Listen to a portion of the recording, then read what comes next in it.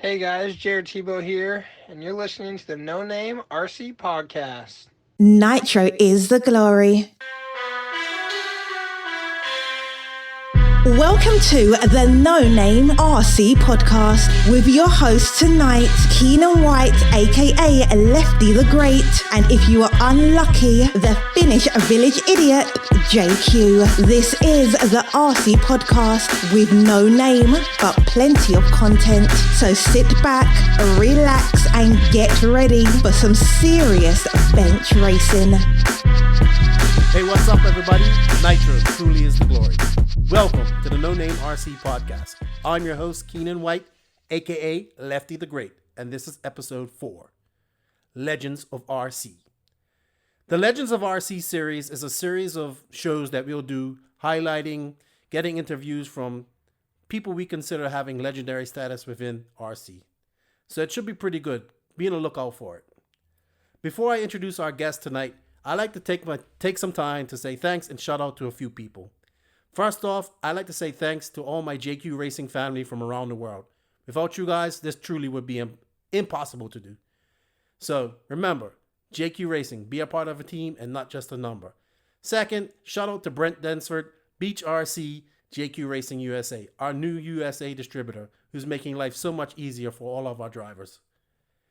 Thirdly, Jerome Chambon, who will be doing the same thing as Brent, but in France and throughout Europe. Donuts Racing, RC Streamline, and soon to come, JQ Racing Europe. I guess I have to say thanks to Joseph as well, aka JQ, aka many other names that I don't really want to call him, because without his Patreon, this podcast would not happen. But also, to all the people that do support Joseph through Patreon, thank you, because you are the people that really support this. So if you enjoy these podcasts, you like what we're doing, you feel like helping out, please go to www.patreon.com/thequagrain and make a small donation. Every little bit helps. With that said, let's introduce our guest tonight. Mr. JTP himself, fresh off a top 10 finish at his 9th Worlds. Mr. Jared Tebo. What's up, Jared? How are you? I'm doing great, man. Thanks for having me on. Yeah, happy Thanksgiving to you, man. How did you spend it? Oh, spent it with the family out here in Kansas City. All my wife's family's over here. My mom's here, and I even have aunt and uncle and a cousin of mine out here. So we take up Megan's mom and dad's church that they go to, and we get it all set up over there, and we get a big old family gathering. So yeah, it was awesome. Sounds good. Did you eat a lot of food? I did eat a lot of food. Yeah. They have it all over there. They got the turkey, ham, green beans, mashed potatoes, all the different pies, and different kinds of salads and things, the cranberry stuff, all types of stuff. Too much food.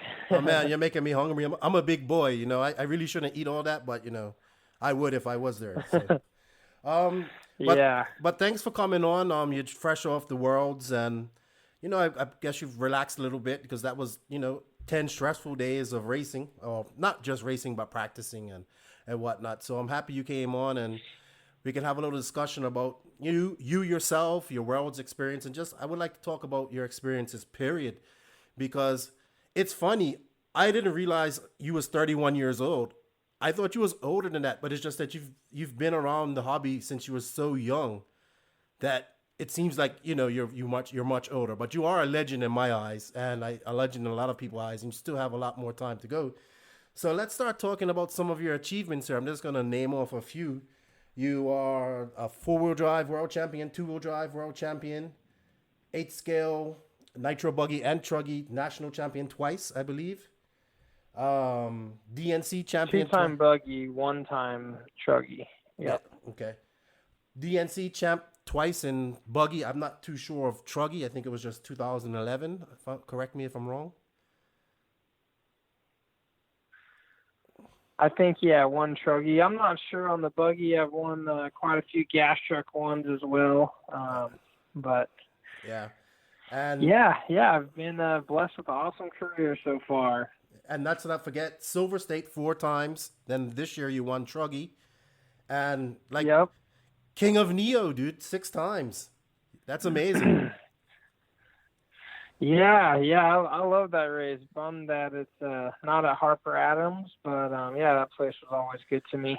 Well, they are having a race there at Harper Adams. It's just not the Neo race, so it's pretty cool. Yeah, I saw that. I hope I can make it. I'm not 100% sure, but I'd love to go back there again for sure. Yeah, it's one race I've always wanted to go to, and hopefully one day I'll be able to just get there and watch it myself.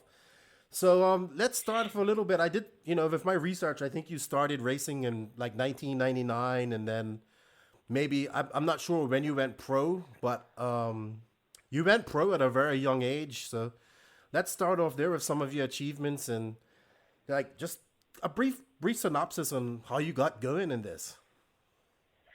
All right. Well, I got my first ever RC car in March of 1999. I had just turned 12, and I grew up kind of in the motorcycle industry. My dad road raced street bikes. I wanted to race motocross, so I started racing motocross when I was 5 or 6 years old. Wanted to be a professional motocross racer when I got older. As I got on the bigger bikes, I started getting more injuries, crashing more, getting more scared. So it wasn't really that much fun anymore. So I stopped doing that and just kind of randomly ran into RC. Me and my dad went to a hobby store. My parents were divorced, and me and my mom lived in Bakersfield, California. And he would come over and take me out to dinner on Tuesdays and Wednesdays, and we went to this hobby store, and they had a track in the back, and we saw the gas trucks, and I was pretty much just hooked after that. We talked to the shop a lot. They said, "Oh, you can't get a gas-powered car. You need an electric car first. He's too young. He'll never, be able to do the gas-powered cars." And so my dad's typical style went totally against what they said, and we bought a used RC10 GT. Yeah. And the rest was kind of history. That was at Racers Haven was that track, and I started practicing a whole bunch and kind of had a natural knack for the driving. And I drove a ton. I would drive almost every Tuesday and Wednesday, and then we would drive like Friday night, Saturday, and Sunday if I was with my dad. And I drove a whole bunch. And my first big race was the end of 1999 at Hot Rod Hobbies, and I was only racing gas truck. We really only had money to race one car, couldn't race any other cars, and was doing really good, almost TQ'd around against some of the top guys. I think Pavitas was there, Billy Easton, Kinwald, Matt Francis, and Steve O'Donnell was there.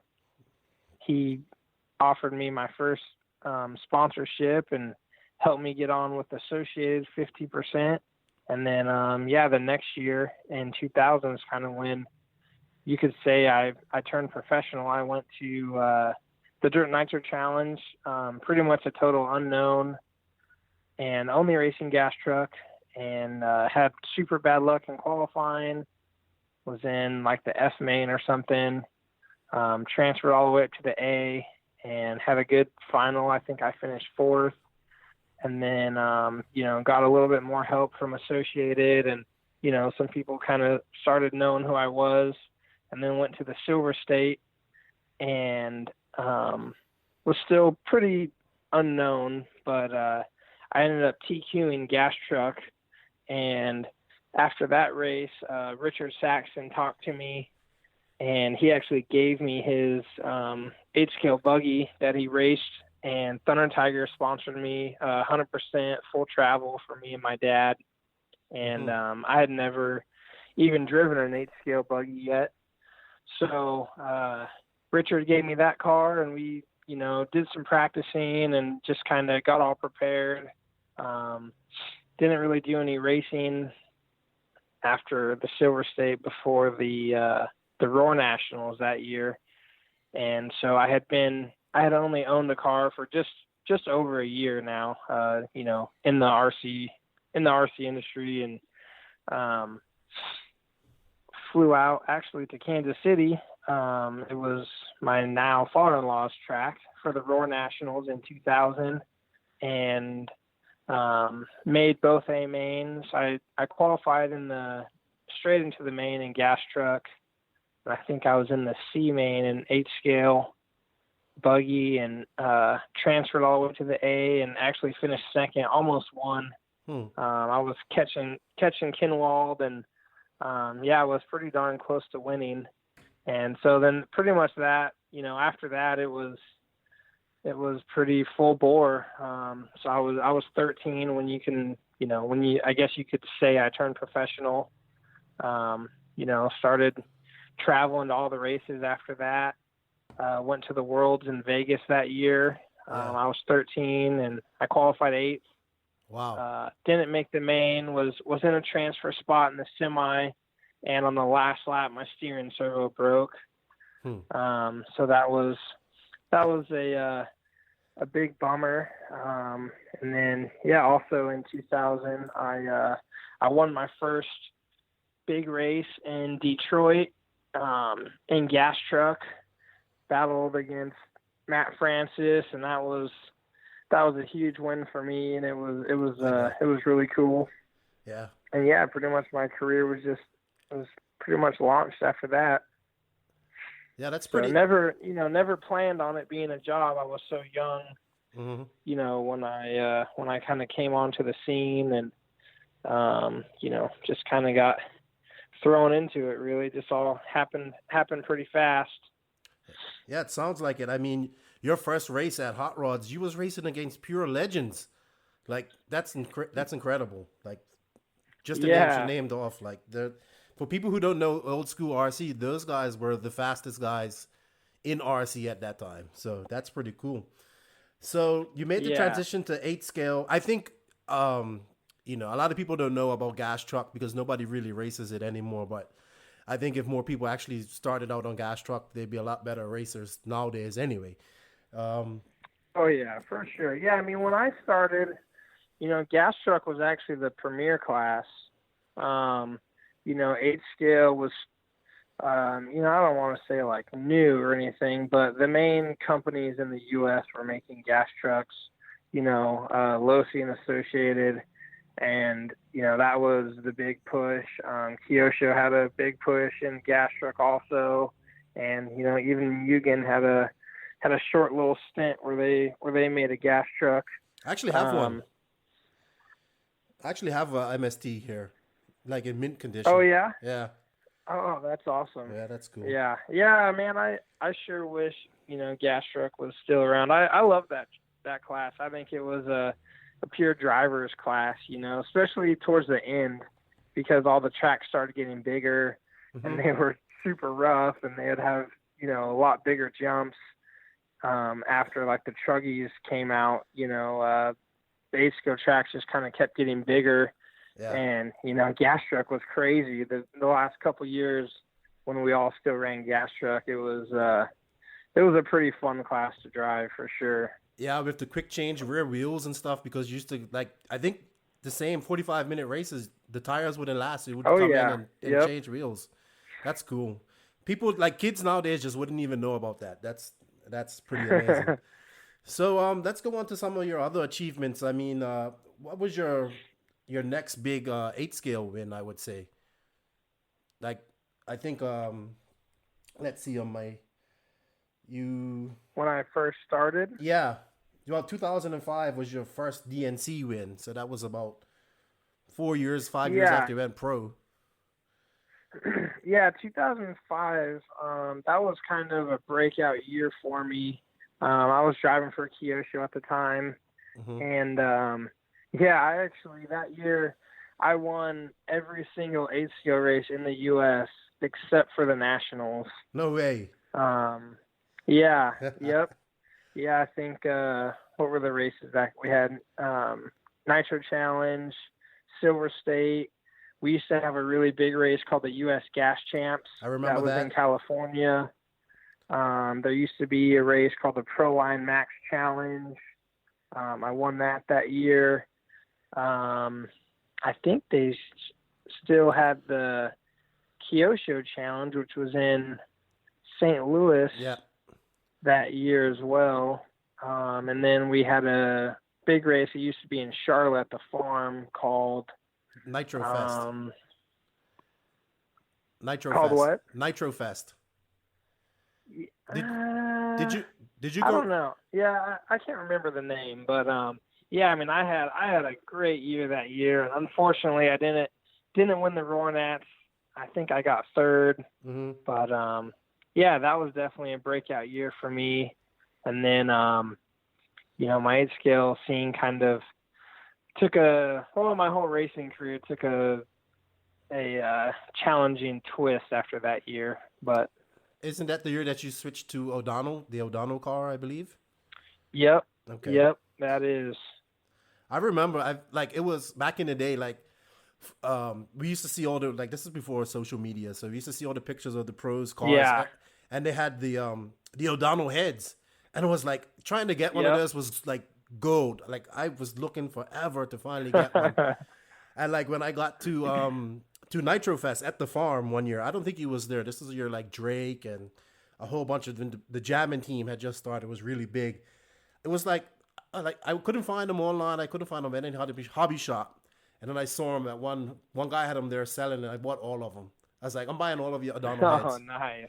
So that was a little bit of fanboyism back in the day. I was young and younger. I wasn't, but cool times. So moving on, let's talk a little bit about Silver State, because you've done pretty good at Silver State, and Silver State is a race that gets completely blown out. Every Silver State gets blown out. And that's where you seem to shine, is on really blown out tracks. So just how do you get, why are you so good on blown out tracks? I think for me, it's more of a mindset thing. I like those tracks. I'm a technical driver, maybe it's from my motocross background. Excuse me. But I like when you can read the track and you can be creative with lines, and you have to really drive precise. And I enjoy it when it starts getting rougher. I enjoy it more, and there's other people that, don't want it to get rough and don't like driving on rough tracks. And for me, it's, I really look forward to those conditions, and, I enjoy driving in them. And I think, my line choice and, I don't get stuck in the typical race line where, some people, they have a certain race line that they like to drive. And, for me, if I can get away from that, I try to, if the opportunity is there. So I think that's kind of why they suit me better. Yeah, because the Nationals last year at State Line, man, that track got super blown out, and it was you was just so dialed. When everybody was struggling, you was the only one that was able to really keep it on all fours. It was pretty incredible, I would say. You shocked me. I didn't think you was going to win that race. So, Yeah, that was an awesome main. That track was really crazy, and the whole track wasn't blown out, but just certain obstacles were just really challenging. And again, you had to drive. On that, you had to drive super precise, especially on that big double to kind of a dragon's back type landing. Yeah, that was crazy. Yeah. I love that track. It was really fun, and obviously I love it because the result was good. But that main, I enjoyed it. I could have practiced for hours on that track. I enjoyed driving it. Yeah. That was kind of like the AMS track this year. I thought it was really fun to drive on. It was a little bit challenging to race on with 15 cars because of the crossover and that big quad. Yeah. But, I mean, I thought it was, just to drive on, it was fun. So I get that. Oh, yeah, that was a fun track. Yeah. So Neo 6 times. Like, why are you so good at Neo? I don't know. I don't know. I think my first couple wins there, '05, it was totally different. It was at a different place. That was the first race. And actually that was the roughest track I've ever driven on in my entire RC career. That was in Belgium, right? Yeah. And it was in like pure sand, and the track was just a minefield. But then, going to Harper Adams, I don't know. They were technical tracks, tracks that you didn't want to overdrive. Mm-hmm. And, I think I excel on those types of tracks. Rough or smooth, rough tracks you can't overdrive, but even smoother tracks, if there's a lot of obstacles and a technical layout where you can't overdrive, I think it suits me pretty good. And, I just had a kind of a roll going there. And, even towards the later part, when, say, the rest of my year, I wasn't winning quite as much as I would like, every time I went to Harper Adams, I was just extra confident. Right. And, it just kind of showed in my driving and just my overall confidence. So that's cool. I mean, I think the Neo race is actually not going to happen anymore. So it does really suck, because I enjoyed watching it, and I think it's one of the best organized races ever. And it's just cool. So, but the Harper I hope people support this, the new race that those DXR guys are trying to do. I mean, they were, Phil was just basically like the marketing side behind the race. Mm-hmm. All the same people are still going to be running it. So it's basically going to be the same event. Hopefully the drivers and manufacturing stuff can jump behind it and, have a lot of the top guys go again. That'd be awesome. Yeah, it would be. So I know this isn't a Q&A, but I do have a few questions, and I just want to know, out of your career, it's a span probably 19 years, I would say now, almost 20 years. Yeah, 18 years pretty much. I won't really count 99, but 2000 on. Yeah. What's your favorite achievement? What's your greatest achievement so far in RC? What do you think it is? That's a tough one because, certain races are, you overcome different things, at certain races, and sometimes it's not even the title of the race. For me, a big kind of hurdle that I got over was in 2007, TQN winning the 4-wheel drive World Championship. Mm-hmm. I had gone through a whole bunch of life change where, my dad was my mechanic. Mm-hmm. A lot of people didn't realize that I never worked on my cars, like never touched them. So when he wasn't able to go to the races, starting in '06, that was a big problem for me in my career because I was still the same professional driver, but all of a sudden I had like a total amateur mechanic, right? Being myself. And, I was a young kid and, 18 years old, and there was a big learning curve there. So, and I had gotten married and moved to Missouri, and, to kind of get back on my feet and to win that world championship was just, it was amazing. And the 3 days of the 4-wheel drive event, especially that main day, was probably my best driving I've ever done, like in my entire career. Really? It was just, everything just kind of came together, and I drove really well. I was really confident, and, that was awesome just to prove to myself that, I could do it. And, that was super special. Winning the nationals and state line, having my whole family there, that was really, really special too. I haven't been winning as much as I would like, and there's different reasons why people may think that or whatever, but I was really happy that when the track suited me and the conditions were right and I took advantage of the situation. Mm-hmm. And that was like everything lined up to where I could win, and I was able to have my equipment good, make all the right choices.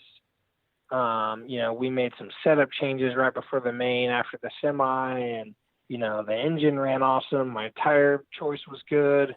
I drove good, and was able to win when a lot of people weren't expecting me to win, and to have the whole family there and everything was just was a pretty big cherry on top. Yeah.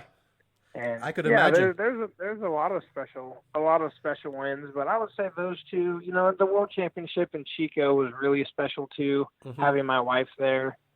Any time when you really put the work in, a lot of people, it's hard to understand how much work you actually put in behind the scenes, all the sacrifice you go through, the ups and downs and just the stresses and everything. And when it all comes together and you reach that goal that you have, it's pretty amazing feeling.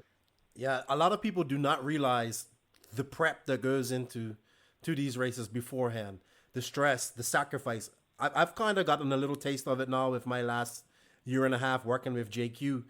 But it's a lot of work. And when you have a family, it's even harder.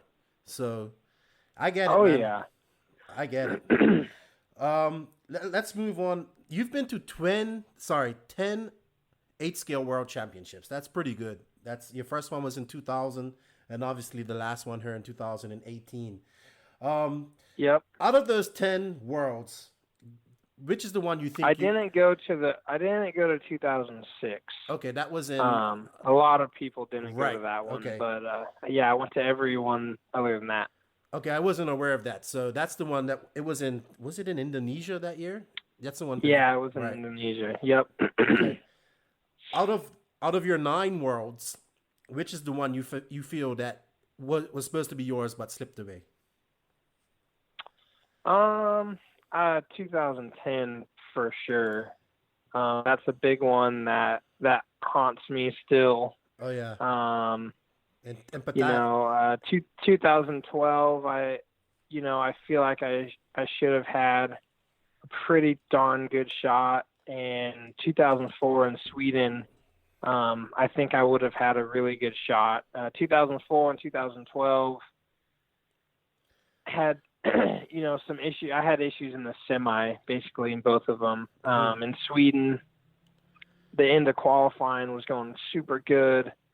I was really fast, was leading my semi, and I don't know if I ran out of gas or if I got a rock in my flywheel, but it died my pit in lap for my last pit stop.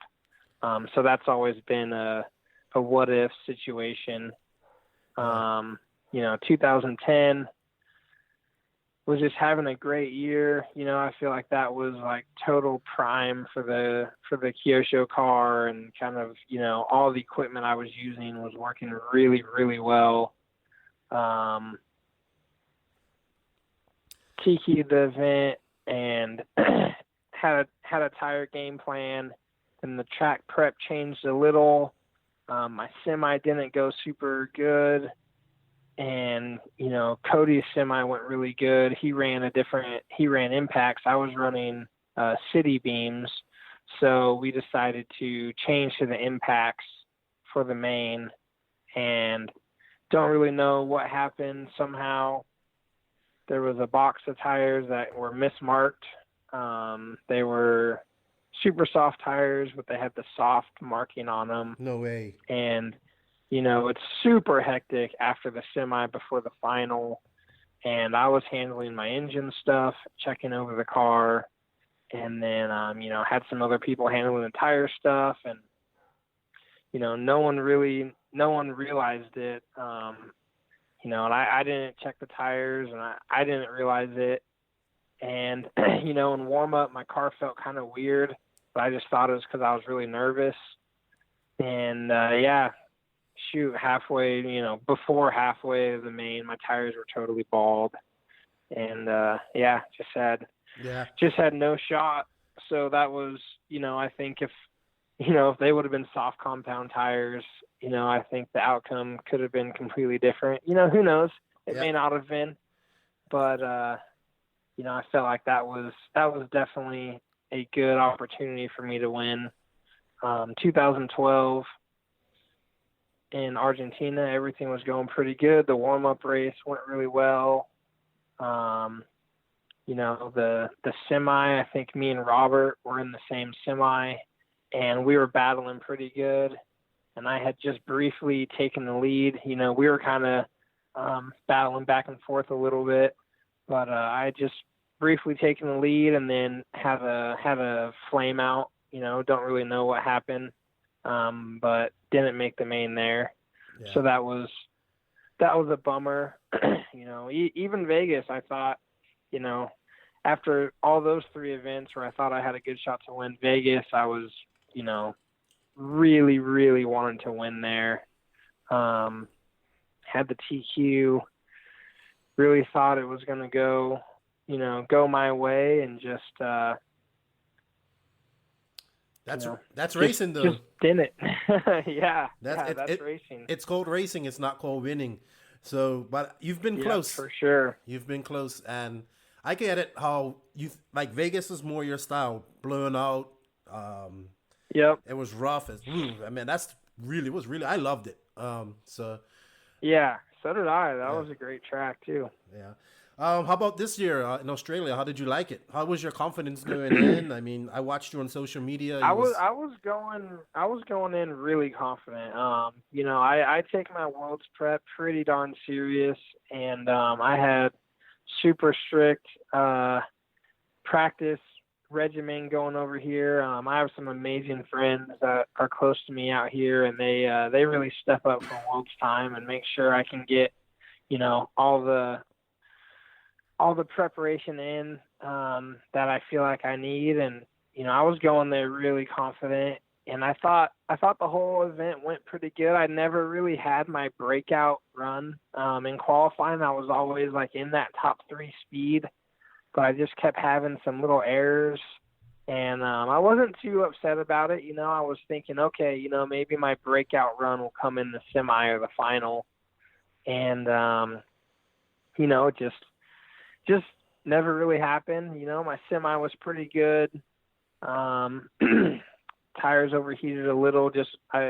Most everyone ran softer tires in the semi because it was a pretty big unknown, with the rain that came that day and stuff.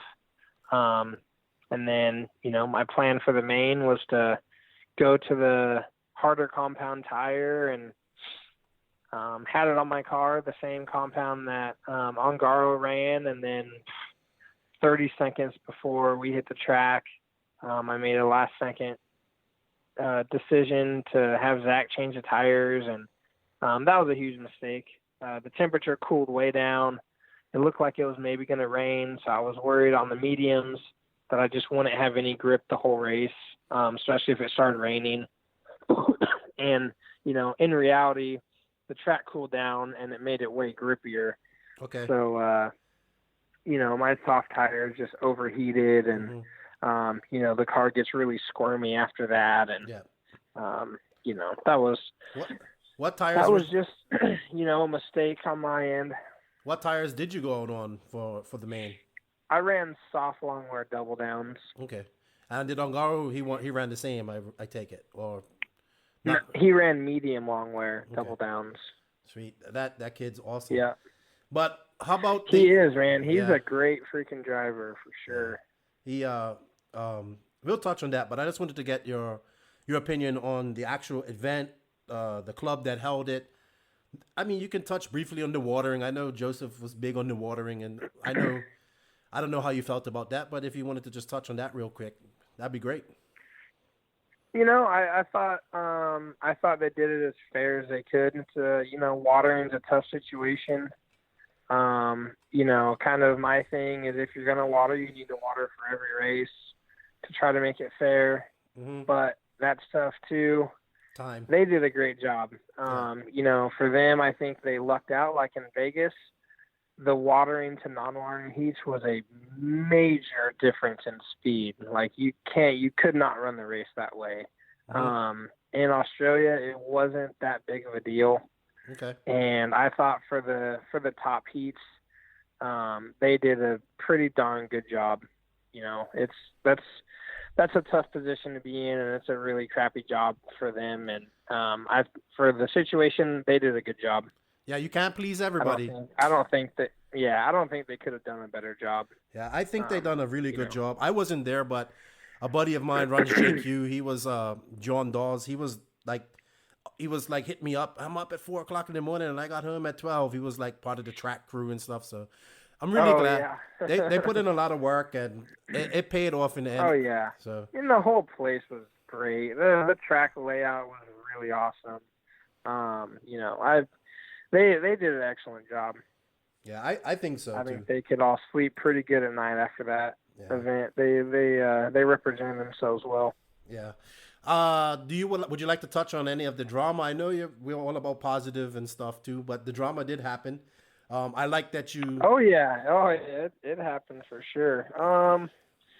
It's unfortunate. The rumors with David using the gyro is,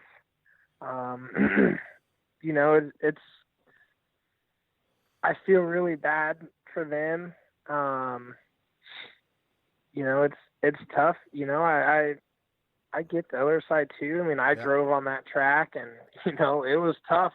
At the end, my last 10 minutes, I could not even stay on the track. No way. I had 7th locked down, and I lost it in the last couple minutes because I think my last 5 minutes I crashed every single lap or was off the track. Like I could not even stay on the track, and David passed me like I think he lapped me twice in the last 10 minutes just because I was struggling so bad.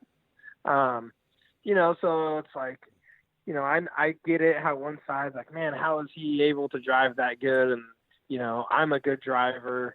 So, he must be cheating or something like that. And, it's a shame for him. He's a great driver. His dad's a good guy. Their other mechanic's a great guy. Yep. And, it is. I personally, want to believe that he doesn't have a gyro and he's never used one. That's where I stand. Mm-hmm. And, I would say that if they were cheating, that it's such a big risk that there's no way someone would take that risk in that position. Not at that big event. But, then you look at it like, Lance Armstrong, someone like that. A lot of people didn't think he was cheating, and, it turned out he was. But, that's for true. me, I don't think he uses a gyro. He's just a darn good driver, Yeah. He has a unique driving ability, which, let's just use this Worlds for an example. I've driven with Cavallari and Rivkin a lot. I know they're great drivers. They were kind of struggling. They put Ongaro's setup on, and I talked to both of them, and they said it's absolutely undrivable for them. No way. Ongaro runs like no rear toe-in. Yeah. I think he runs 0.7 degrees of rear toe-in. That's insane. And, they were like, the car's so loose, like I can't even drive it. And, you could see the results at the start of qualifying and like the end of practice, they were in like the 50s. Yeah. So I'm sure they're just like, what in the world is going on? But I was in Ongaro's heat like the whole time, every practice, every qualifier, and we were thinking in the same semi together. So I never actually got to watch him drive one time.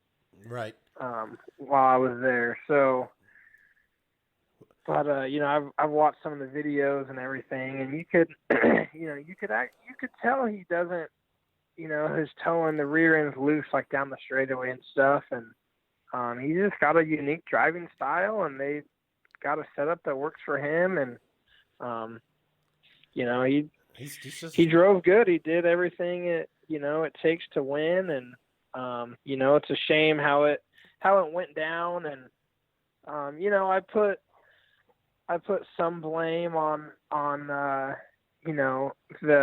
race organizers, how it was kind of handled after the race.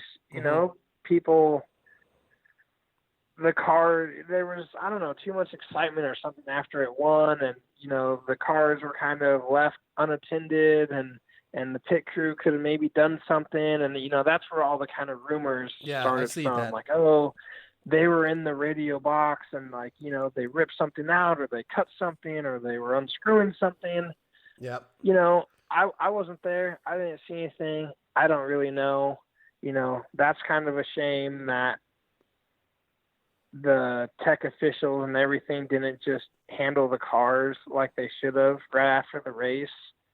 I agree. But they sure dug through those cars. I was over there because I'm like, man, why in the world can I not get my car out of tech? What is going on? So I went over there, and they had all kinds of people in there ripping stuff out, checking radio, and he's been accused of it enough times and checked enough times that I think if he had something, he would have been caught already. Yep, I agree. So, I personally don't think he uses one. I'm going to believe he doesn't. I really like the kid. I like his family, and I think he's a great driver. Yeah, I think it comes down to being young, talented, and putting in the work. And people just don't want to recognize that. Like I said before, this kid, his family owned the Ungaro ring in Italy, and I'm pretty sure when they go to the track, they burn a gallon a day. Every time they go, they have to. And he just races 8 scale. He doesn't race anything else. So he's just talented. It's a lot of young, talented European kids coming up. So it's just gonna be there is for sure. We mix a lot of our racing, doing the 10 scale stuff and all that, and a lot of those European guys, mainly race 8 scale. I mean, David does some other stuff, but he's mainly driving an 8 scale buggy. Yep. And that's how a lot of those guys over there, and they're darn fast. They're great drivers. Yep. For sure. Yep, I agree, man. I don't know if you want to touch on the other drama that happened. I mean, obviously Joseph got shut up by Ryan Mayfield at the banquet, but that's nothing really too serious. I don't feel. I mean, it kind of. Yeah, I don't think so. Joseph's he's an interesting guy. He I've known him for a long time. I think he means well. Deep down there, I think he has a pretty darn good heart. He just, he needs to stop sharing his opinion quite as much, keep his mouth shut a little bit more often. And, he has great ideas, but, he lets certain other things just kind of control him, and they're going to hold him back. I mean, he's seen it already. Yeah. With his business and, with doing this RCGP thing, it's like, if you want people to take you serious and you want to do something good for the industry, you got to step up and you got to make a decision to, either hold your tongue a little bit or just deal with kind of the house you've built for yourself. As far as the banquet thing, his captain club race deal, whatever. I know. I don't know. It's, it's kind of funny, I guess, but Adam doesn't think it's funny. I think if Adam thought it was funny, then it would be okay. But, Adam's a great ambassador for the industry. He does a lot of good. He's been around for a long time. I agree. I think if JQ wants to keep making some progress, he should probably, stop doing that. Adam's obviously really close with Mayfield. So, I think it really, ticked Mayfield off. But, at the same time, Mayfield's little speech was kind of ironic with everything that he had going on as well. Yeah. So, that kind of made him look bad. Yeah. But, it's Joseph. The people's going to talk. I agree with a lot of what you say. I obviously work with Joseph on a daily basis, so I know more than anybody else how difficult it can be to work with him. But I definitely don't think he's bad for RC. I just think a lot of people get confused with his delivery, and I'm guilty of that too, because he's just unfiltered and kind of just like Kimi Räikkönen is. Like, have you ever heard Kimi Räikkönen give an interview? Like, when Joseph's in person, he's awesome. When he gets behind a keyboard, he gets, like anybody else. So it's difficult to convey emotions through a keyboard. But I definitely think he's not bad for RC. And I think he does a lot. I don't think he is at all either. I think that was a bad choice of words from Ryan. And, Ryan was just going off of emotions there. He was mad with what, that I agree. he was saying that stuff. And so. Yeah, and there's a time and place for everything, and JQ had a time and place. He should have, but I get it. It's a joke. It got taken out of context. You know what? They should just race and get it over and done with. That would be like, we just market it as the biggest grudge match ever. At the end of it, somebody, like, they both shake hands. They race at every race. I know. But, they don't race together because Adam's always ahead of them. But he beat him at Southern Nats, though. He beat him at Southern Nats, and it was close. Like, in qualifying, they were so close, and, like, I've never seen Joseph so excited to race. And then, like, he picked the wrong tires, and he got completely blown away. So, but I think we should just have a grudge race, and then at the end of the, have a little bet, and then they say, hey, shake hands and, show the world that it isn't really, because Joseph says he likes Adam and all that type of stuff. I've never had, Adam's always been polite to me.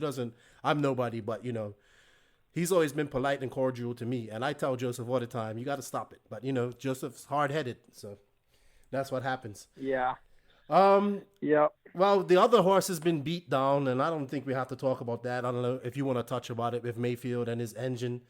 That's probably the biggest controversy that came out. The only thing that I want to say about that is people don't always know the situation, and people don't always need to know the situation, and that was the decision that he made. I can't say I've never done that. So I'll just leave it at that. Sometimes you make poor decisions, and sometimes you're in a position where you feel like that's something that you have to do.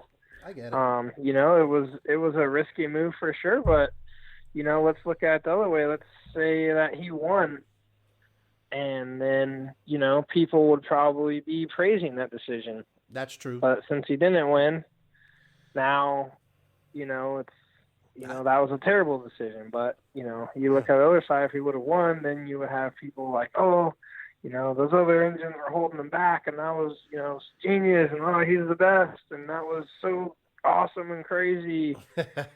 So and it's a bummer on the red side. Mario, Marco, those guys, they're friends of mine, and they're great people. I agree. I hate it how it's so many people are like, well, he was allowed to, and the situation, and then people just start bagging on them like they're crappy people, and it's like, man, you guys don't know the situation. I don't know the situation. I don't really care to. Right. But I get it. It sucks. It sucks for all of them. I feel bad that it happened.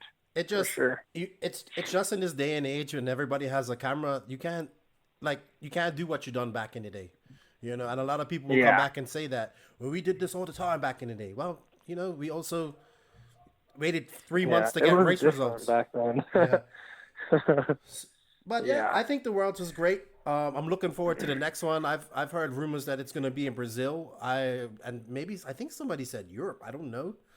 I heard South Africa, Brazil, and Spain. So I don't know. Wow, Brazil. I have no idea. The guy, The IFMAR guy said Brazil at the banquet, so that was the first I had heard of Brazil. But well, it's a guy in Brazil that is building some of the best tracks I've ever seen, and they got some badass tracks in Brazil, so it will be fun. yeah. All right. Well, I wanted to touch on something here with you about.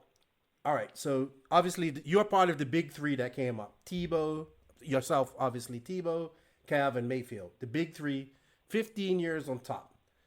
How have you guys managed to stay on top for so long and still race each other? That's the funny thing about it. You still compete against each other. Yeah.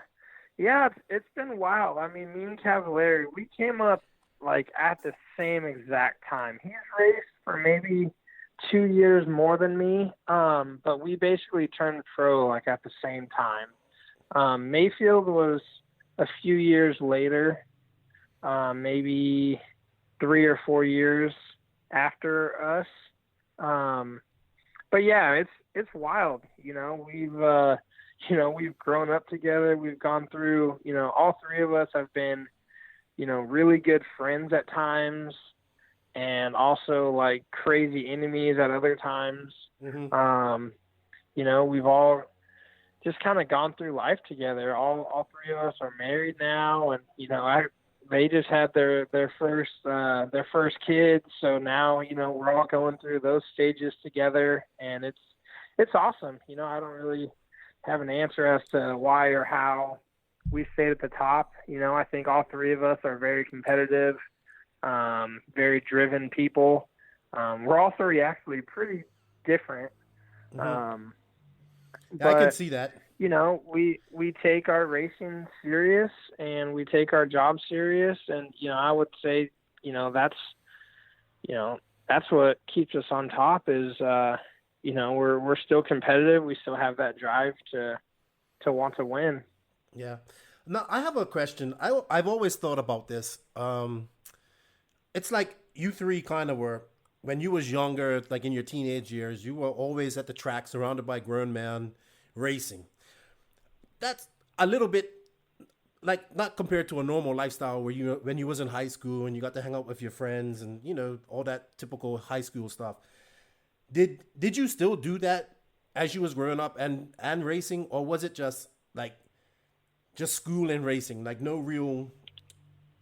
I kind of put it to like child movie stars who don't really have a childhood coming up because they're always working or in the limelight. Yeah. Was that kind of like how you think you grow up, or they probably grew up as well, but on a smaller scale? I don't really know for them too. For me, I lived I don't want to say a normal childhood, but I stayed in public schooling.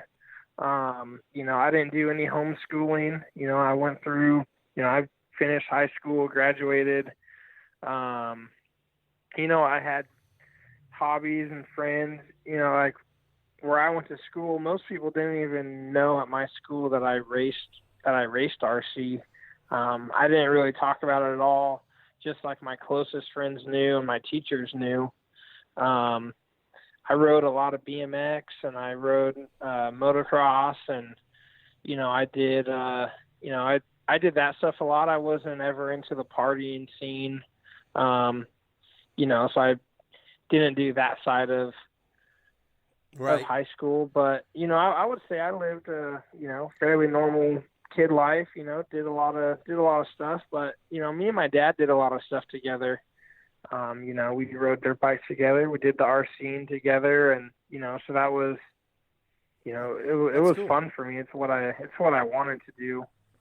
But I did other stuff. I rode a lot of BMX in high school, and quite a bit of motocross as well. Yeah. How about nowadays? You see a lot of kids that are like being taken out of school and getting in homeschool, and they're racing a lot. And I guess they're trying to be I guess their parents and themselves are pushing them to be like the next, like to be basically what you guys were, but now. What do you think about that? Do you think it's healthy for the sport, or what's your opinion on that? Yeah, I don't think it's healthy.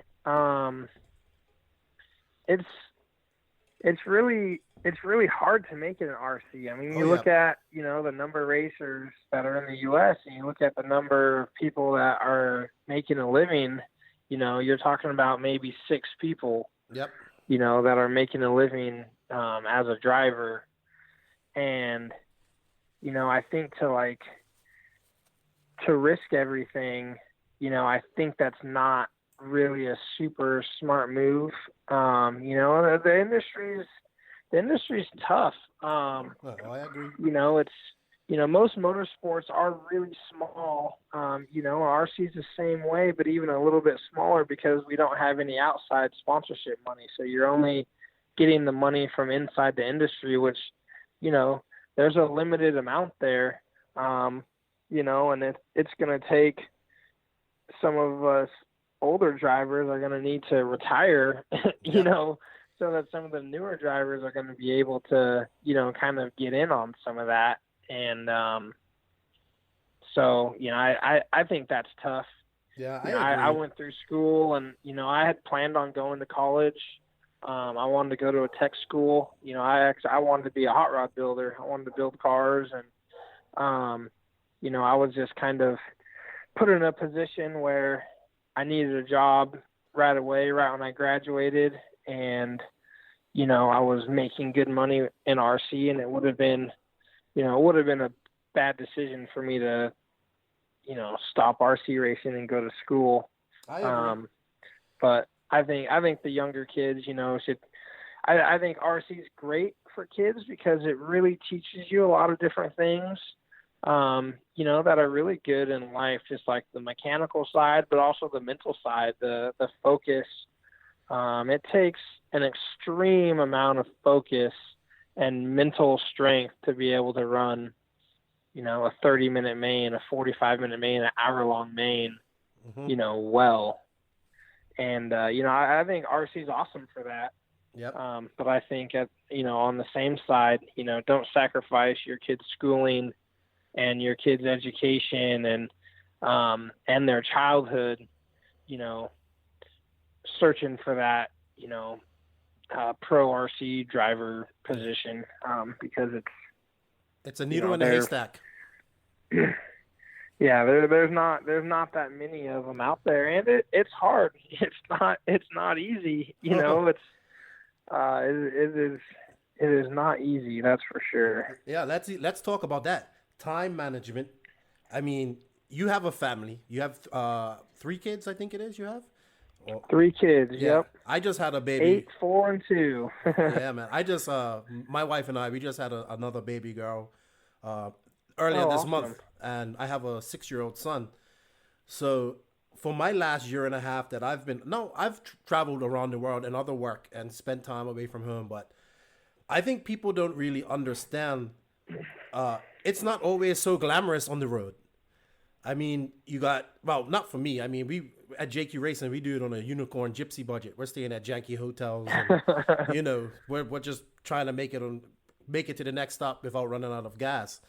But being away from your family for so long, but maybe not long, but almost every weekend you're going to a race, or it's just, people just don't get it. I mean, I know Lutz has, I think 2 or 3 kids too. I'm not sure. He has 4. He has 4 kids. Wow. I don't know how he does that. But people don't see this side of the hobby. They just think, oh, you get to travel to all these races and have fun. Yes, it is fun, but it's a sacrifice being away from your family. How do you manage that? And you like motocross, and I see you've been going to school for real estate. How do you even find time to be with your family, race, do the real estate thing? You also do JTP and RC Rad, which we'll touch on later. How do you, I don't know, get it, how you get to do it and still stay at the level that you're at? It's insane. Yeah, it's tough. I mean, the traveling is one side, but I think the part that people don't understand is, the work at home, the working on the cars, and, now with social media, just like the social media posts, all the questions, all the, just all the different places that you need to be at, that's really where it's really tough. The racing, the going to the races is probably the easiest part. The practicing, the keeping up on all the cars, rebuilding everything, testing, doing all that stuff is hard. I'm not great at time management. That's actually something I'm really working on. Hopefully going to be better in 2019 with that. Mm-hmm. But yeah, it's a challenge. It's a challenge for sure. For me, the practicing and club racing is the hardest thing for me to try to get in, because I can do a lot of the other work during the day. My wife, she also works. She works part-time, 2 days a week. And, one of my daughter's in school. The other two boys, they go to daycare when Megan's working. But, when I'm at home, I can, I try to do my work during the day, but, like Fastlane, my local track, they normally, their hours are like 4 to 10 PM. And, I can get in there early sometimes and stuff like that. But, club racing is in the evening or on a Saturday. And, if I'm home, I don't really want to be away from my family at those times. So I try to do my work during the day so I can have the evenings with my family, do bedtime and all that stuff. Mm-hmm. So, that part's where it's tough, is trying to keep everyone happy when I'm at home. Cause it's super tough when I'm gone for a long time. It's super tough on my wife, on my kids, on me, on everybody. But then when I get home, the work doesn't stop. Now it's getting ready for the next race. It's out at practice. Oh, I need to, do some JTP marketing. I need to do this. I got these emails. I got, just different conversations or, Podcasts, Facebook messages or this. Yeah, podcasts, all this different stuff. And it's just, trying to keep everyone happy. And, then it's like I got to block a little bit for my sanity to have a hobby, so it's trying to schedule all that stuff in. And, the 3 kids it's pretty wild. 2 to 3 was a big jump. Our little guy, Nash, he's quite the handful. So my home life is pretty chaotic, but it's a good chaos. I wouldn't trade it for the world. It definitely makes things more difficult when I was younger and didn't have kids. If I came home from a race and it went bad, it was really easy for me to go to the track 4 days in a row and drive and practice and test and get it figured out and find out, why did that happen, or, why was my car not working good, or why was I driving bad? Now I get home from a bad race and it's like, oh crap, Rosalind has school. I got to get her ready. Oh, Megan's working. I got to take the kids over to daycare, and I got, to do this, and I got to get this stuff for the house, and I got these things I have to do. And oh no, my next race is a 10-scale race. I got to get those cars ready. And yeah, it's insane. And, mix everything in. So it's, it's not quite as easy as it was before, where I could just, only focus on myself. And, it's tough, man. I'm super blessed with what I'm able to do, and got a lot going on in life, but it's all good. Trying to just do the best I can, and I'm happy. I'm still able to be competitive, and still have good races. I really want to be up there fighting for the wins a little bit more than I have here recently, and that's my goal for 2019 is to get up there and fight for the wins a little bit more. 2018 was a great year for me. Working with Zach Rogers was awesome. Mm-hmm. I've been pretty miserable the past couple years before that, just, not because of who I was working with, not because of Joe. Right. Me and him had a great relationship, but me and him have very similar situations where we both have kids and family and wife, and we've been in it for a long time. So between the both of us, that excitement wasn't really there. Got you. So when Zach came in, he was basically like a big fan of mine. Got you. And then all of a sudden he's like thrown into being my pit guy. So he's just excited for every part of it. And he, you know, he just wanted me to like do so good because he was just like generally a fan of mine. Mm-hmm. So it gave me a whole different perspective, and it was just really cool to see someone that I was like working so close with. I mean, when you travel to so many races and you have like a specific travel partner that you go with, I mean, you spend so much time with that person. It's crazy. Yep. You know, one-on-one time in 2018, me and Zach Rogers is probably pretty similar to me and my wife. You know, if you like have the hours that you spend together, you know.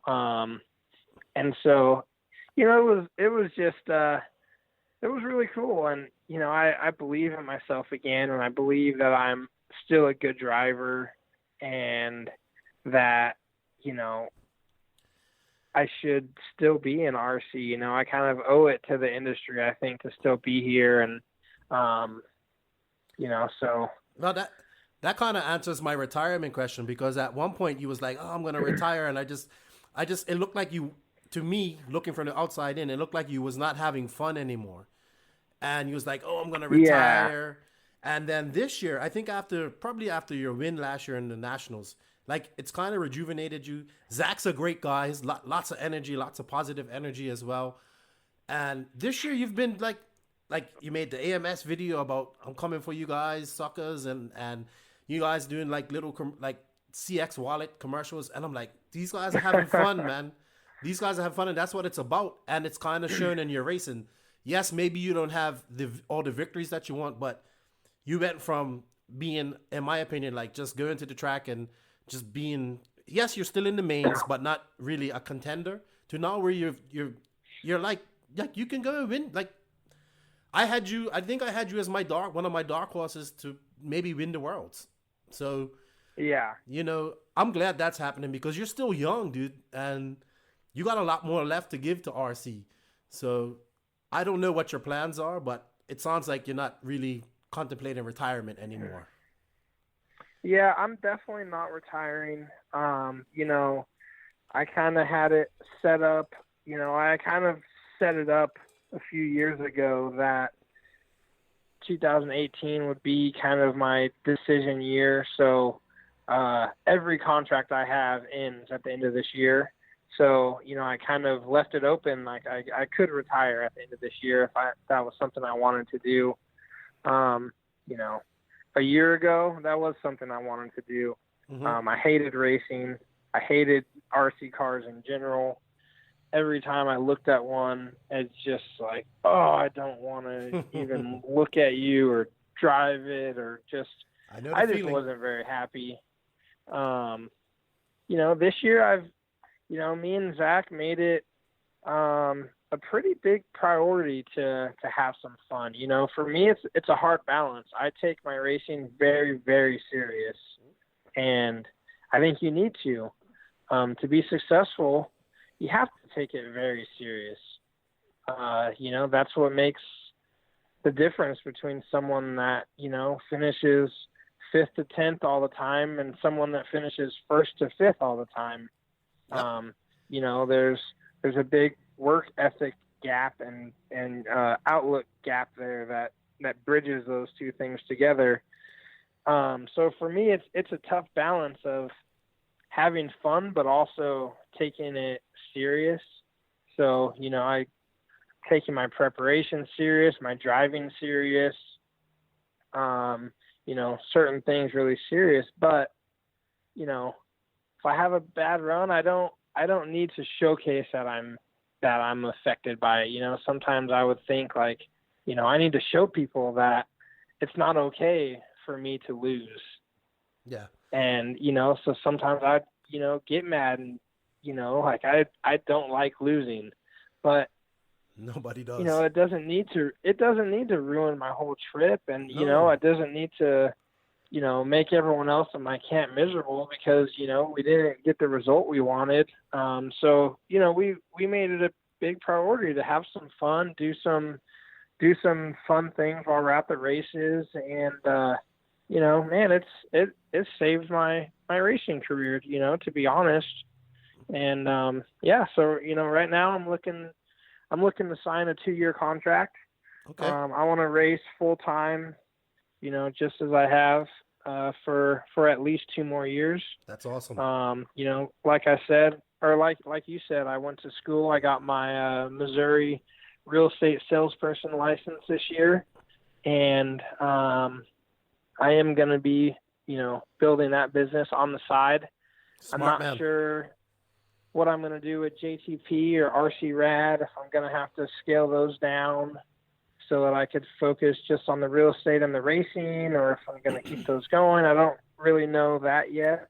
But the real estate thing is going to be a part-time. I want to build that so that in 2 years, then I can, if I want to scale the racing down more, at least I have a better transition. Yes, I agree. Because, I have a family that I need to support. So, like right now, retiring from RC is not an option because I don't have any other income coming in. So, that's not an option.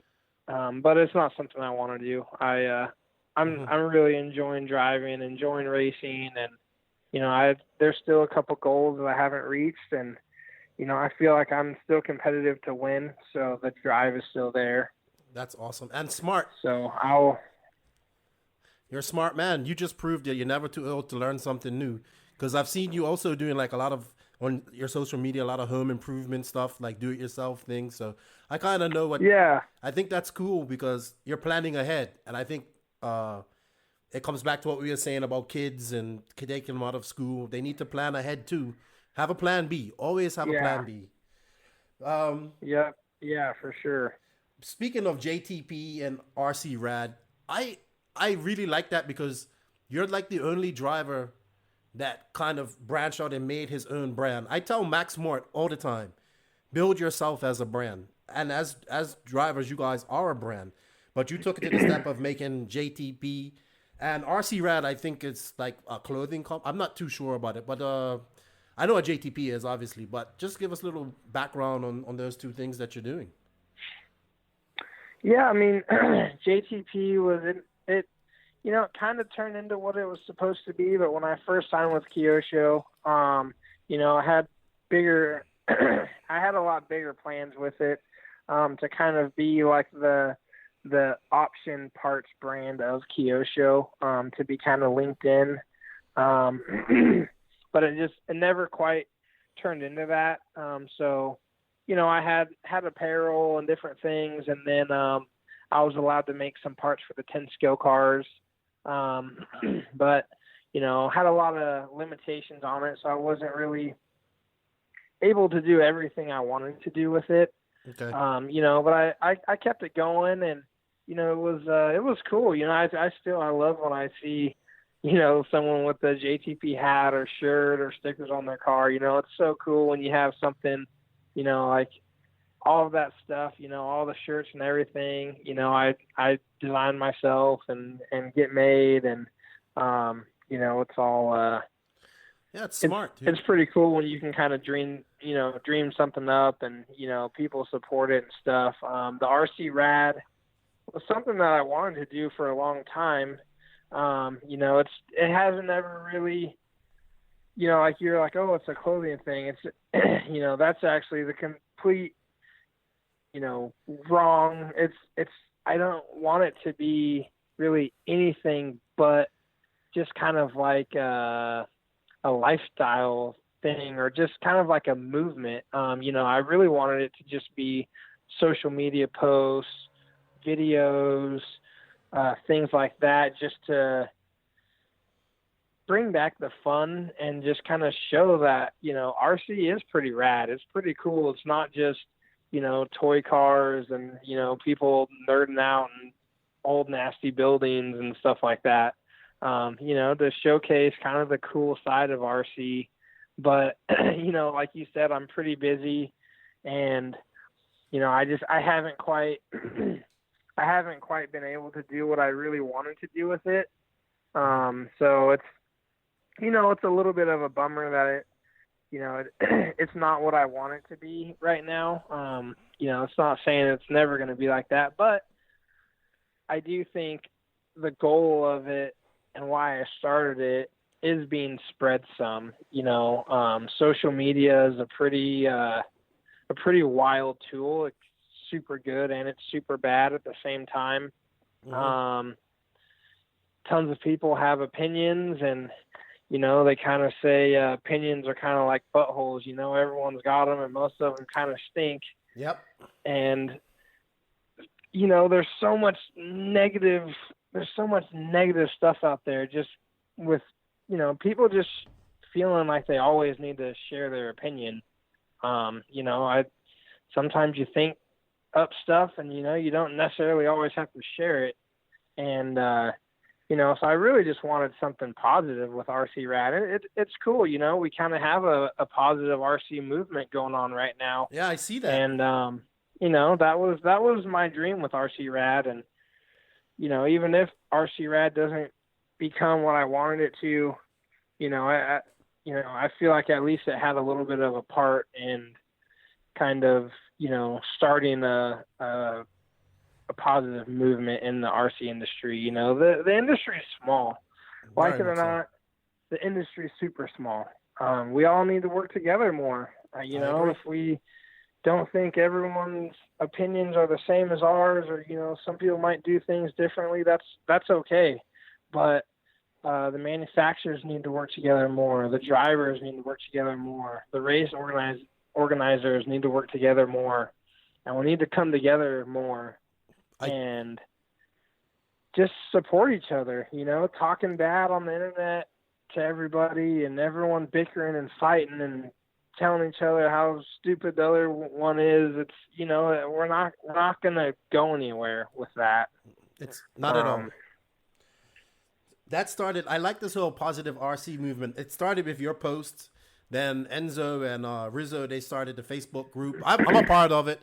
And it's cool because it's like, you can go there and it doesn't matter what brand of car you run. You just post stuff. I mean, I posted a video from Joseph and I's trip to Bolivia, which was pretty funny last year. And yeah, I like that. And don't get me wrong. I like, I do like drama. I'm not saying I wouldn't say I like it, but it happens. And I think people should address it and then move on.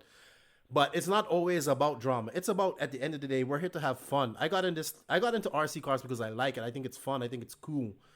And I want to do that with people who feel the same way. I've met so many great people through RC, and it's opened up so many doors in my life. I love it. It's so, yes, I got bummed out too, but I love it. So I love what you guys are doing with the positive RC movement. I definitely think the manufacturers have to work together. I don't know if you listen to the podcast that Joseph and I done. He actually says this as well about RCGP, but we'll touch on that in a minute. But definitely, I think it's so small, and it's like, it's this small little pond, and like the big fish are just trying to eat the small fish, and the small fish are trying to, get bigger. And it's just, instead of making the pond bigger for everybody to have more space and more things, more food to eat, we're not focusing on that because we're too busy fighting each other, trying to get somebody. We need to focus on making the hobby bigger than trying to fight over everything. I totally agree with that, man. I'm 100% behind that. So that's cool. I think that Facebook group's got like over 1,000 people in it now. Over 1,000 members on there, and I mean, it started a little bit before then. Just kind of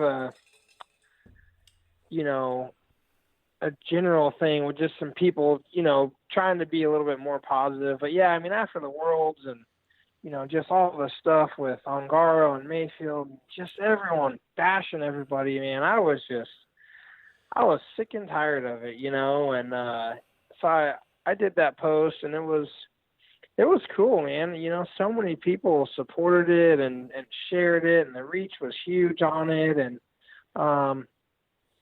you know, life just, it's just all about perspective. You know, you can't always control circumstances and certain situations and stuff, but the one thing you can control is how you take things and how you handle situations and your perspective on life. And you know, I think, you know, if we could just get along a little bit better and not be so, you know, hateful, and just, you know, accept that people are different and people's opinions are different, and, you know, work together, you know, Mm-hmm.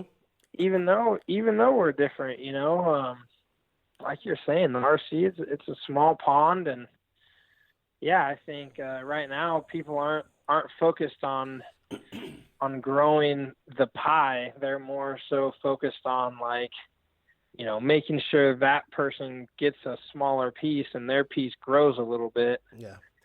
Instead of, like, the whole pie growing.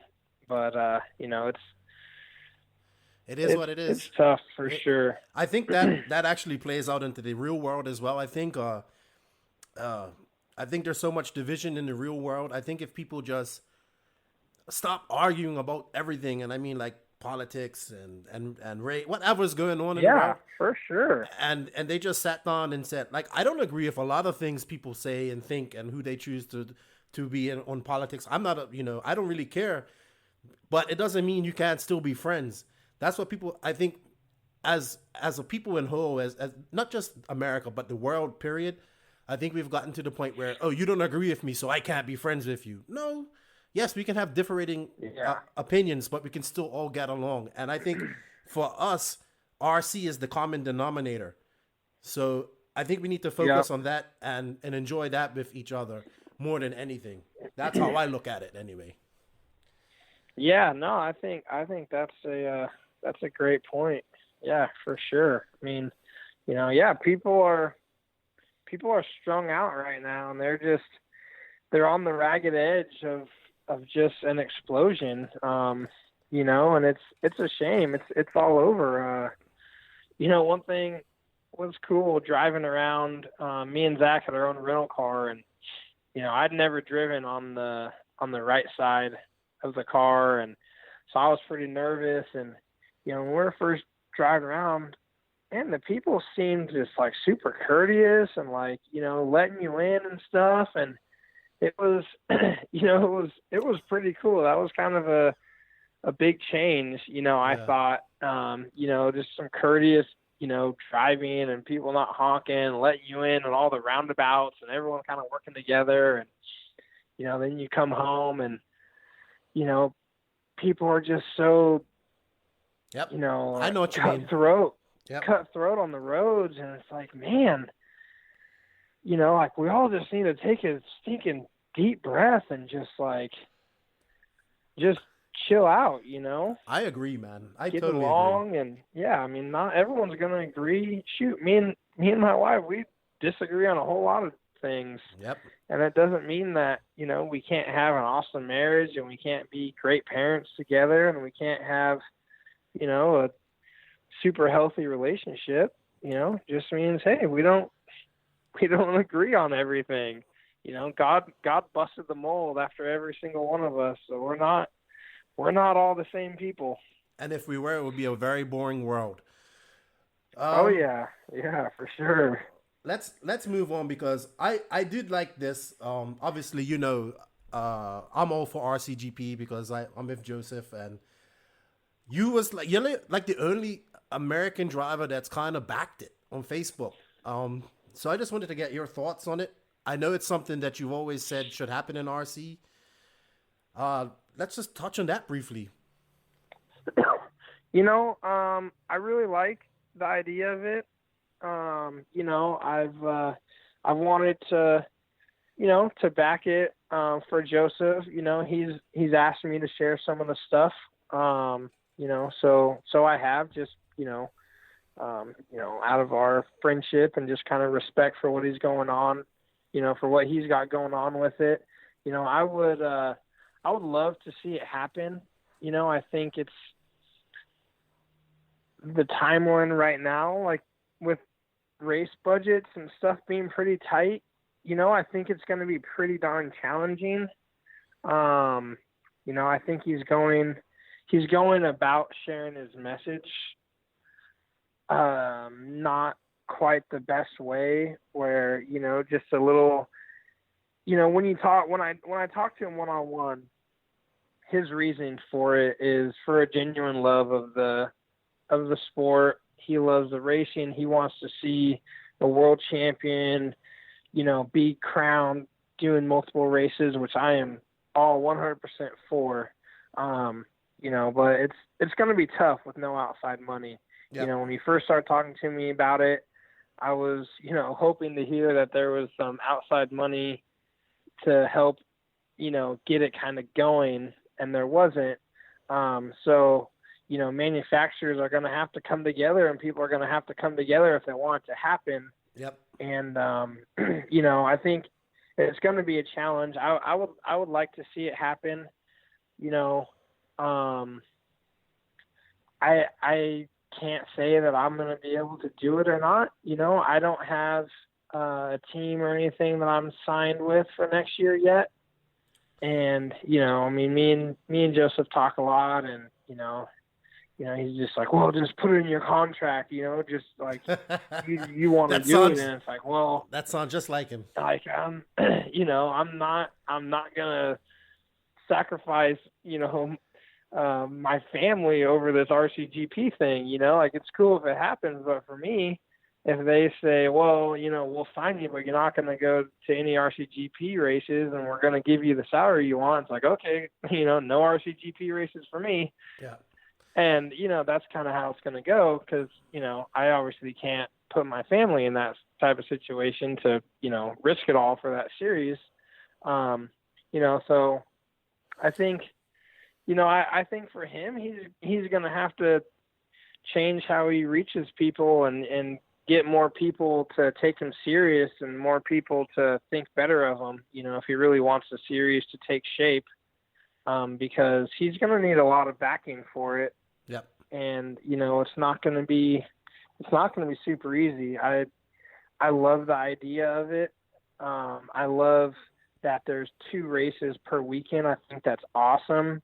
I love that the program is going to be shorter. I mean, a 10-day world championship, in my opinion, is just totally unnecessary and just ridiculous on every aspect, travel budgets, just everything. I mean, 6 qualifiers is crazy. It's like, why do we have to qualify 6 times? It doesn't make any sense. Yeah, I agree. So I'm totally for new racing, structure, more racing. We practice way too much. We qualify way too much, and we don't race near enough.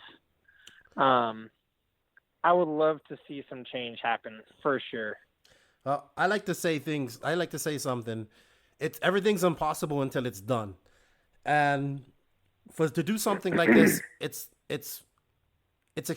takes a lot of work. It takes a lot of work, and you have to be very determined, and you have to do it. You have to really do it for the love.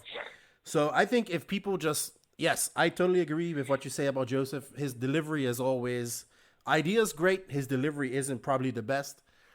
But I think if people just stop looking at it as, oh, this is JQ's thing. It's not really, it's his idea, yes, but he's the one who came up, and he got a group of people around him to start the motion going. I mean, a lot of the European guys are backing him. I just think if more of the American guys said, yeah, this is a great idea, because I really think think just like you. We want something like this. It's more professional. It gives the average Joe something to follow, just like you would follow motocross or any other type of motorsport. And yeah, maybe it doesn't get a big sponsor in the first year, but it makes something that you can then promote to a bigger outside of the industry sponsor. Because right now, if I was an outside sponsor, I wouldn't sponsor anybody in RC, because we go to one race and it caters to maybe 300 people. that's no real promotion for me. So just thinking on that. Yeah. I mean, the promotional side right now is more on the social media side and just and kind of that, because the racing, is it's just it's not super sponsor friendly for sure if you're an outside sponsor not at all. But I mean, I agree with what you're saying, and I don't know why the U.S. drivers aren't really saying anything. I mean I know, like we kind of have like a group chat going, and I mean some of the European guys they want to support it too, but Joseph kind of thinks it's more in our hands, like as a driver, and it's really just not. Right. We just don't really control that much, not as much as, I don't know, people think. And, it's tough. I don't know, maybe some of the U.S. guys are afraid to promote it, because then it kind of shows that they kind of approve of, some of JQ's actions. I get it. Something, I mean, that's a very, possible thing. And, to me, that's, I've tried, saying stuff like that is like, man, you gotta realize that, like, that's a big deal. Even some certain posts that he does. I mean, it's just, I don't get it. He confuses me. I don't know. I don't get him sometimes. Welcome to my world, dude. Welcome to my world. Yeah. But I see that Zach's actually trying to do something similar in America, but also with the average Joe racer, and I think that's pretty good. I'm gonna get him on here to talk about that one day. Yeah, that would be sweet. And I like his fantasy league. I like his fantasy league stuff. I like Zach. He's a good guy. I'm actually reading 2 books that he had posted up on Facebook one time, and I think they're great. Well, before we leave, obviously, the rumors are around about Kyosho and your involvement with Kyosho. I mean, you've been with them for what, almost 10 years now, I would say? Yep. We all know Kyosho got bought by a bank, and there's rumors that maybe Kyosho is going to go the way of Tamiya or Tamaya, however you want to say it. Obviously, the rumors are strong that you probably won't be at Kyosho anymore, and you probably can't say anything about it. But I don't know if you want to touch on this subject as well, or you want to pineapple it. It's up to you. Yeah, I mean, rumors are always funny. It's, I don't know how some of them get started. There's always certain people that are a little bit louder than other people, in the industry. Yeah, I've been with Kyosho for, I've had 2 5-year contracts, and, they treated me great and treated my family really good. And, my contract's up. I'm not sure where I'm going to land next year. But it will be out whenever the decisions are made and the time is right and everything. As far as Kyosho goes, they were, bought by some investors, something like that. I'm just a driver. I don't really get into that side. I know that I had some, pretty big budget cuts for this year, just on the travel side of things. So that's all, I really know. I don't think there's any plans of them, stopping racing or shutting anything down or, anything like that. I don't know about budget cuts or whatever, I mean, they released a new 2-wheel. They just released a new 4-wheel drive.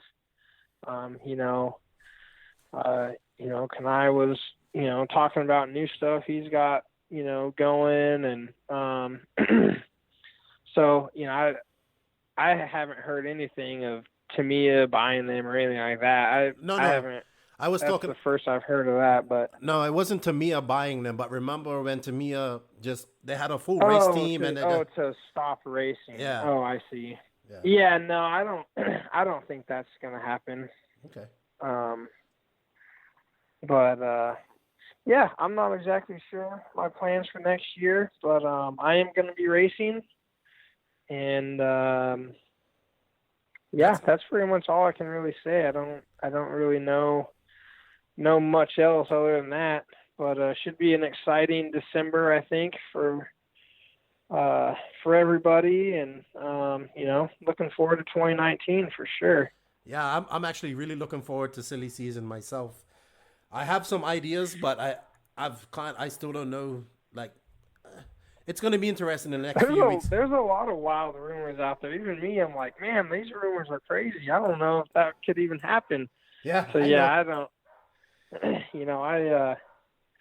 That's pretty cool. Yeah, I don't know. It's going to be interesting. It is. It is, and I'm glad to hear that you're going to still be racing, because you still got a lot left to give, man, and that's awesome. That's really great. I'm gonna wrap it up here soon. We had a few questions come in. We can just hit them real quick, and then I'm gonna let you go, man. Get back to your family. All right, cool. One is from my buddy Joe Zaire Jr. and is actually about the Kyosho. He says, "Does it concern you that the Kyosho keeps rehashing a 10-year-old nitro buggy?" I mean, I wish, that we could have some things updated and stuff, but the car's still good. Do I think it's, in its prime? Not so much, but it's still a great car. Yeah. I would agree to that, and I don't like Kyosho, so I've always been a Mugen guy from back in the day, but it's still doing well. I mean, you and Boots are doing well. I mean, people are still buying it. I see you guys' team is growing in America, so I guess so. I would say some improvements probably, but yeah. That's a tough question for me to really answer. But I know, but thank you for trying to answer it. I appreciate it. My buddy Liam Galvin says, "What's been your highest and biggest low in RC?" I think we kind of discussed that earlier when, like you was hating RC. So we won't answer that one because you did discuss that. Clint White says, "Will Jared continue with Kyosho professionally or step out of the spotlight and concentrate on more club racing?" You answered that. You're not, well, you didn't answer the Kyosho part because you can't, but you definitely aren't stepping out of the spotlight. That's good to hear. Yep. Mike Walker says, "What does Jared think the best advice is for up-and-coming young drivers, not only in the driving, but dealing with the frustrations and inherent drama that can break the focus of a young driver?" Some advice I would give, and I think it's kind of a problem in the industry right now, is expected support. Mm-hmm. It's a totally different time than when I came into RC. Sponsorship was extremely hard to get when I came in, and the companies didn't have to sponsor anybody. There were so many less brands that, sponsorship was like a total privilege and, more of like an honor to get, where now it's basically if you have an email address, you can get a percentage sponsored by pretty much anybody. Yep. And it's tough because now there's no real rewards or anything, and so many new people just aren't willing to do any of their own work, and they think that support is going to change their results. And you have to do your own work. You need to learn the setup yourself. You need to learn how to work on your cars yourself. You need to focus on your driving. There's no magic ball stud washer that's all of a sudden going to turn you into Spencer Rivkin. And there's a whole lot of work that needs to go into it. People just don't seem like they're willing to put in the work to get better. And, a lot of people want sponsorship because they, think, they just want a cheaper price, but they don't take on the responsibility that comes with that. Yep. And that's something that's tough for kids and things that, their parents and the older people at the track need to teach them that, it's an honor to get sponsored by someone, and you have a responsibility to represent that company well, and to have, like respect for the company and those products and everything. And, just kind of working hard, that just good old work ethic. Yep. Seems like it's just not there, right now. And so I think, advice I would have is just to work hard. If you want to get better, the only way to get better is to work harder at it. Sponsorship's not going to get you better. Getting more support's not going to get you any better. You got to go to the track more. You got to drive more. You got to make sure your cars are working good. So many people want to run 1 million classes. I ran one class until I was a full factory driver. I ran gas truck. That was the only car that me and my dad could afford. He told me, you can't race another class until we don't pay for anything, because I can't afford to race anything else. Yep. And, I think that was good, because I focused on that one class, and I was a darn good gas truck driver because of that. I can drive all the other classes, but, I was extremely good at gas truck. And I think right now, you have kids that are getting into it, and they try club racing 3 cars. Yeah, and they don't even know how to work on anything. And their cars are so jacked up that they can't even practice, because they get to the track and their cars are all broken from the last time they drove. So they work on their cars the whole time practice is going on. And then they do the qualifying, and their cars aren't really working that well anyways, because they're just thrown together. And, go club race one car. Yeah, man. They gotta focus on that one car, get better. They got to learn. And you know what the point of this might be is bring back gas truck. It will make better drivers. Maybe. I just. But it'd just be another class for somebody. Exactly. It's it's insane. I personally think people should practice with either nitro buggy or 2-wheel drive buggy. I think. Leave truggy, leave e-buggy. I don't care what you practice with, but just practice with something and drive and have your car so it's actually functioning right. I mean, I get tons of people like, oh, I race 8-scale and I want to become a better driver. Do I need to race mod 2-wheel? No. You don't need to race mod 2-wheel at all. You want to be a good 8-scale driver, go freaking drive your 8-scale car. I love it. It's, 2-wheel drive will teach you some different things, but, drive what you want to be good at, and also don't overextend yourself. Mm-hmm. If you're not a very good mechanic and you don't have enough money to have your cars, prepared correctly and where they're functioning how they should, don't race so many classes. Yep. If you have the money to race one class, man, that's awesome. Race one class. I agree. If you don't have the money to race 3 classes, there's no reason to stretch out and sacrifice, your racing, because, your buddies all race 3 classes, and it's only cool if I race all 3 classes.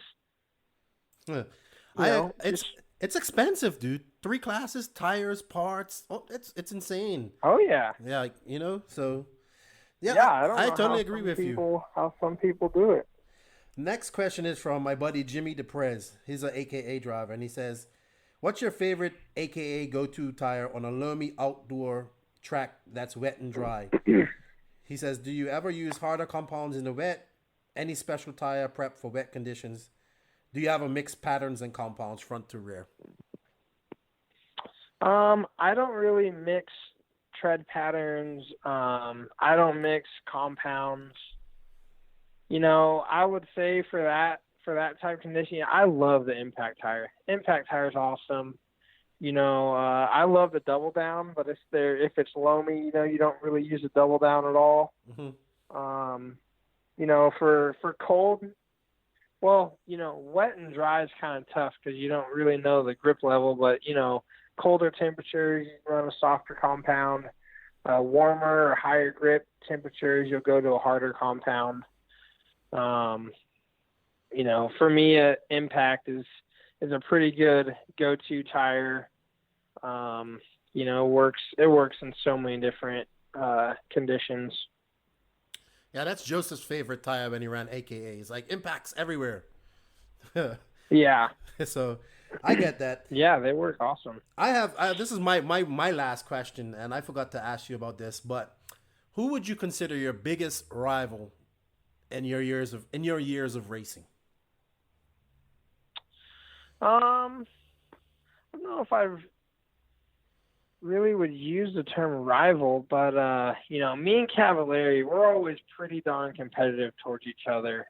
I love it when I beat him.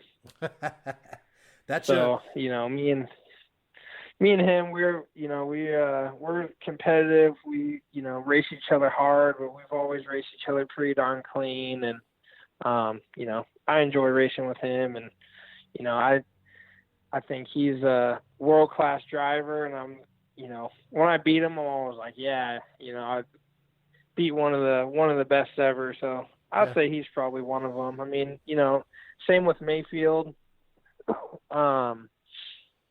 Sometimes, I don't know, I would say I'm a little bit more intimidated racing around Mayfield a little bit.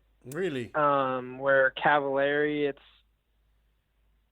I don't know, just the confidence of driving between those two is like a little bit different. I get it. I know what you're talking about. But I get it. That's cool. And like 15 years later, you're all racing each other. Well, man. Yeah. I greatly appreciate you coming on the podcast. I know you didn't have to do this, so thank you very much. We're going to wrap it up here.